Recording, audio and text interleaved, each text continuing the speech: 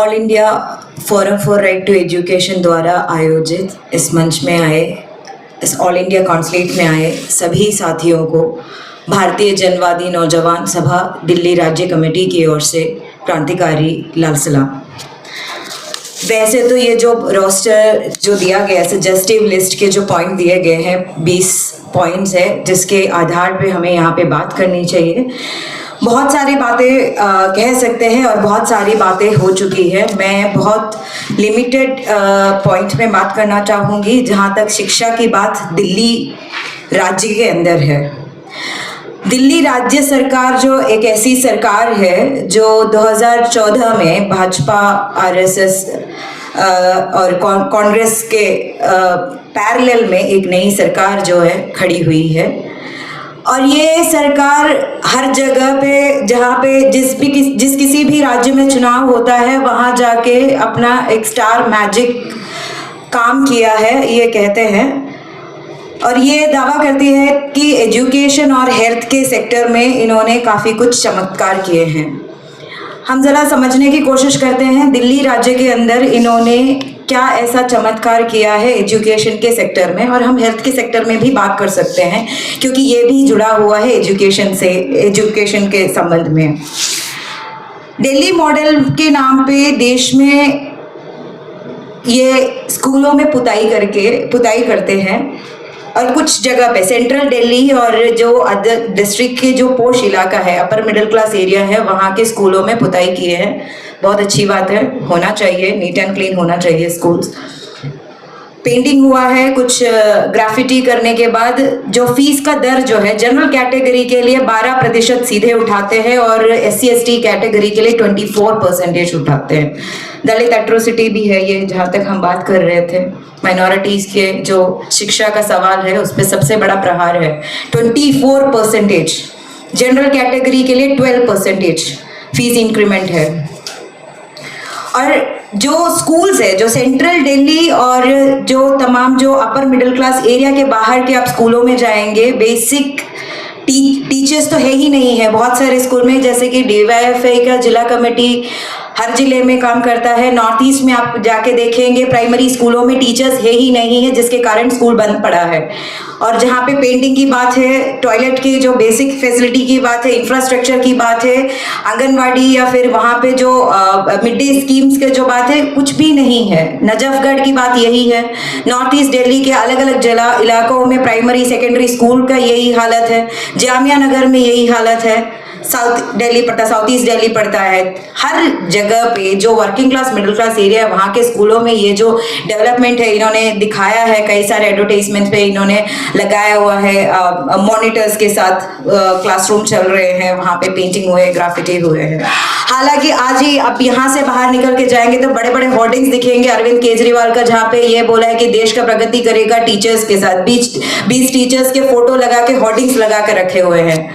2021 में भारतीय जनवादी नौजवान सभा ने दिल्ली राज्य कमेटी के खिलाफ एक RTI दर्ज किया था, जिसके तहत ये बताते हैं कि 45,000 जो है टीचरों का जो पोस्ट है वो खाली पड़ा है, आज तक भर्ती नहीं हुई है। पिछले सितंबर को हमने एक मोर्चा निकाला था CM हाउस के घेराव, और उसके बाद 2022 में भी जाके दोबारा जब हम घेराव कर रहे थे उस वक्त भी दर में कोई बदलाव नहीं आया है। और ये सरकार कहती है कि हमने जो है 1 लाख लोगों को नौकरी दी है। कहाँ है ये 1 लाख लोग जिनको इन्होंने शिक्षा एजुकेशन सेक्टर में इन्होंने नौकरी दी है? ये दावा करते हैं 1 लाख लोगों का, और अभी तक एक भी लोगों को हमने देखा नहीं है। हाँ, होर्डिंग में हमने 20 लोगों को जरूर देखा है। और दिल्ली के अंदर अगर EWS स्कीम के अंदर प्राइवेट स्कूलों में जो रिजर्वेशन हुआ करता था वो 2021-2022 के जो ईयर है वहाँ पे 40,000 EWS स्कीम के लिए जो EWS स्कीम्स के तहत जो है भर्तियाँ होती थी, और 28,000 जो है चिल्ड्रंस है जिनको 2021-2022 में एडमिशन मिला है। 40,000 का रिजर्वेशन है, वहाँ पे मिला है 28,000। और फर्दर एकेडमिक ईयर 2022-2023 में आते हैं जब हम देखते हैं तो 40,000 का जो रिजर्व सीट्स जो होता था वो घट के आते हैं 33,000 में आ गई है। और वहाँ पे इस साल जो भर्तियाँ हुई है 27,000 चिल्ड्रन गॉट एडमिशन। और क्लोजर और मर्जर की जहाँ पे बात कर रहे हैं, मेरे साथी यहाँ पे बोल के गए कि 60 लाख स्कूल देश के अंदर बंद हुए। नहीं, 2,60,00,000 स्कूल्स इस देश के अंदर सेंट्रल गवर्नमेंट द्वारा बंद करवा दिए गए हैं या मर्जर हुए हैं। और दिल्ली के, साउथ दिल्ली के अंदर ही, साउथ दिल्ली डिस्ट्रिक्ट है जिसके अंदर ही 35 स्कूलों का मर्जर हुआ है। और जहाँ पे हम बात करते हैं लिंग्विस्टिक जो डिस्क्रिमिनेशन हो रहा है, साउथ दिल्ली के सीआर पार्क में एक बंगाली स्कूल हुआ करता था, जो सीआर पार्क कालका जी के एरिया में जितने भी वर्किंग क्लास बंगालीज के स्टूडेंट्स, बंगाली फैमिलीज के जो बच्चे हैं वहाँ पे पढ़ते थे, वो स्कूल को रिसेंटली बेचने की बात हुई है, जिसके खिलाफ डीवाईएफआई और एसएफआई ने मिलकर आंदोलन किया, जिसके कारण हालांकि कुछ टाइम तक तो हमने रोक पाया, मगर पूरे दिल्ली में बहुत सारे ऐसे स्कूल्स हैं जिसके मर्जर्स, जिसके क्लोजिंग, जिसके शटडाउन को हम रोक नहीं पाए हैं। ये एक सच्चाई हमारे सामने खड़ी है। और जहाँ पे हम बात कर रहे थे, साथी बोल रहे कि एक्सक्लूजन की बात बिल्कुल सही है कि एक्सक्लूजन की बात करनी चाहिए। और जहाँ पे 13% ग्रेजुएट्स है इंडिया के अंदर, और दिल्ली के पास जो है केवल 6% ग्रेजुएट्स है जो कि जिन्होंने ग्रेजुएशन तक पहुँच पाए हैं, और पोस्ट ग्रेजुएशन का जो दर है 3% पे आके रुकता है। और यहाँ पे हमें देश, जो हम बोल रहे थे कि एक्सक्लूजन जो हो रहा है, तो all India forum for right to education की ओर से जब डिमांड उठाए जाएंगे, एनईपी को तो लेके हमारी लड़ाई है, और एक्सक्लूजन के जब बात कर ही रहे हैं, और जो एजुकेशन से बाहर हुए लोगों के लिए हम किस तरीके से, उन लोगों को किस तरीके से इस आंदोलन में जोड़ पाएंगे। तो हम चाहते हैं कि भगत सिंह शहरी रोजगार कानून, जिसको लेके डीवाईएफआई काफ़ी लंबे टाइम से लड़ता रहा है, अर्बन एम्प्लॉयमेंट एक्ट, जिसको, उस एक लड़ाई को भी इसी के साथ जोड़ा जाना चाहिए, ताकि एक कलेक्टिव लड़ाई जो है स्टूडेंट्स और यूथ को लेके हम आगे बढ़ा पाए। तो 3 मुद्दों को लेके हम भी ये चाहते हैं, जिस तरीके से किसान आंदोलन 3 मुद्दों को लेके जो विडंबना थी आज तक कि आप प्रोटेस्ट करोगे, आप आंदोलन करोगे, कितने टाइम तक आप कुछ नहीं होना है, हम जीत नहीं सकते। किसान आंदोलन से हमें सीखने की ज़रूरत है। 3 मुद्दों को लेके हमें इस लड़ाई को आगे लेके जाने की ज़रूरत है। एक, एनईपी को वापस कर लिया जाए। दूसरा, एक प्रपोज नई शिक्षा नीति को लेके आए हम। तीसरा, जो स्टूडेंट्स की हम बात कर रहे थे, जिस बेरोजगारी की हम बात कर रहे हैं, जिस टीचरों को परमानेंट नौकरी नहीं मिल रहे हैं, जिन टीचरों को ठेके पे रखा जा रहा है, जो टीचर्स कहीं पे सालों भर तक वेट कर रहे हैं, और वो स्वीपर्स के पोस्ट के लिए 2 करोड़ जो नौजवान जो इंटरव्यू के लिए पहुंच जाते हैं, एग्जाम के लिए पहुंच जाते हैं, उनको भी हम इसके साथ जोड़ते हुए भगत सिंह शहरी रोजगार कानून को लागू किया जाए। इन 3 मुद्दों को लेके ऑल इंडिया कॉन्सुलेशन को एक सोच विचार करना चाहिए। और जहां तक भारतीय जनवादी नौजवान सभा है, वो राज्य स्तर पे सबको शिक्षा, सबको काम और सबको स्वास्थ्य के मुद्दे को लेके, इस नारे को लेके काफ़ी लंबे टाइम से लड़ाई लड़ रहे हैं। और कुछ एक और बात इसके साथ साथ जोड़ना चाहूँगी, स्वास्थ्य से संबंधित।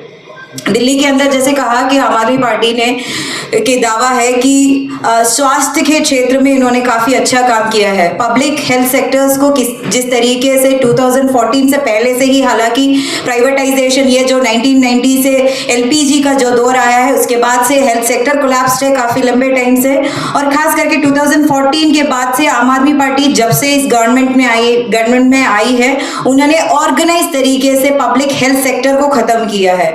पब्लिक पीएचसीज जो हुआ करती थी, गवर्नमेंट हॉस्पिटल्स जो हुआ करती थी, 96 हॉस्पिटल से आज के टाइम पे 86 में आए हैं, और आपके पब्लिक पीएचसीज जो है सारे बंद हो चुके हैं।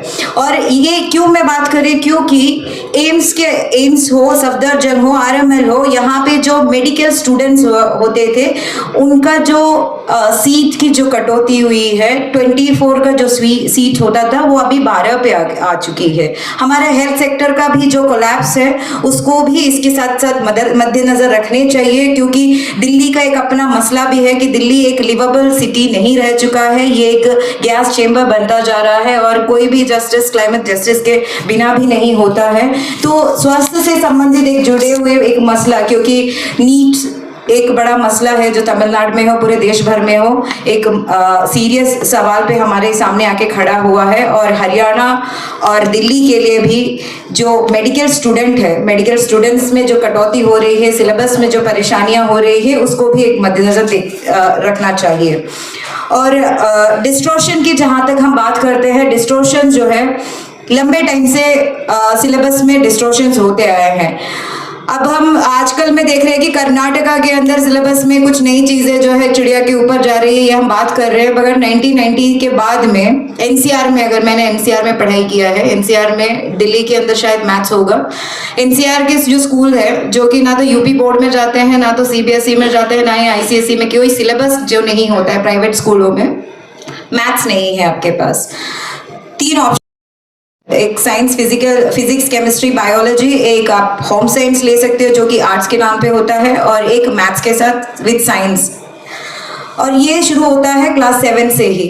अब मैथ्स बहुत ज़रूरी है किसी भी छात्र के लिए। मैथ्स इसलिए नहीं कि a² + b² = 2ab + a² + b हम जिंदगी में कहीं पे लागू कर पाएंगे। It is the ability to solve the problems. Mathematics बहुत इंपॉर्टेंट सब्जेक्ट है किसी भी बच्चे का दिमागी तौर पे, उसका ब्रेन का पूरी तरीके से काम करने के लिए। और कई सारे नॉर्थर्न स्टेट में 1990 के बाद से मैथ्स जो है आपके सिलेबस में से ही हटाया गया है, जिसका एक बड़ा रिजल्ट आप देख रहे हैं कि बहुत सारे north Indian state, specially in the UP, आप देख सकते हैं नहीं है, बिहार में नहीं है, एमपी में नहीं है, ऑप्शंस है वहाँ पे। और लड़कियों के लिए प्रेफरेबली होम साइंस सीखने का, मतलब होम साइंस एक ऑप्शन लेने का भी एक प्रबंध किया गया है। और जहाँ पे हम डिस्टॉर्शन की जब बात करेंगे तो डिस्टॉर्शन एक्सक्लूजन की तरह आजकल का कोई मसला नहीं है, बहुत लंबे टाइम से आया हुआ एक मसला है। तो यही सारी बातें हैं जो कि डीवाईएफए की ओर से मैं कहना चाहती थी। और बाकी ऑल इंडिया काउंसिलेट जो भी निर्णय लेंगे उसके साथ डीवाईएफए खड़ा है और खड़ा रहेगा। इंकलाब जिंदाबाद।